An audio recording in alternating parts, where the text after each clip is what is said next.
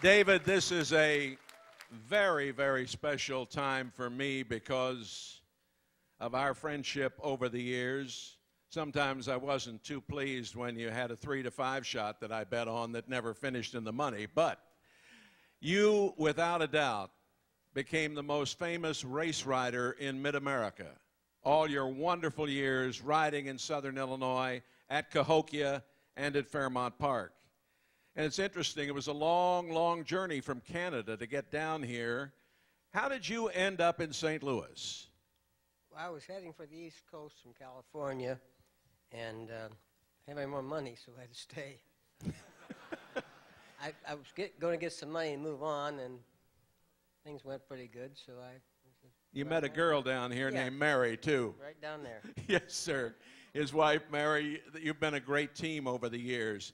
I remember, and you remember, when Willie Shoemaker came through St. Louis on his farewell tour, the Great Shoe. And I found out from you just tonight, he was really your idol as a kid growing up riding, huh? Yeah, he was the first modern jockey.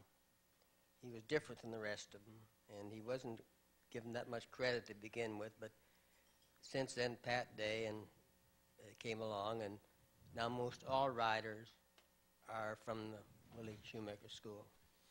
I'm reminded that you won 2 national riding titles.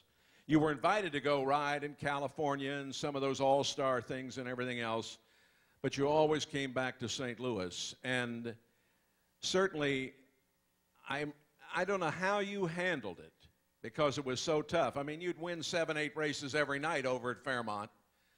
But if a guy had a couple of extra beers and had made a nice bet on you on a horse that was even money and didn't finish in the money, you would take his wrath. I don't know how you handled all that stuff. It didn't bother me.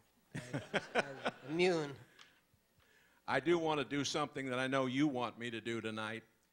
John Scully is probably one of the finest horse racing announcers in America. He's been calling the races across the river at the tracks there for, what, 40 years, I suppose.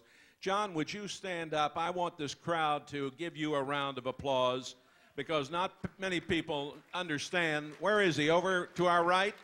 John Scully, ladies and gentlemen. This guy's one of the great talents in the horse racing business. 95 through 98, you started to have some problems injury-wise.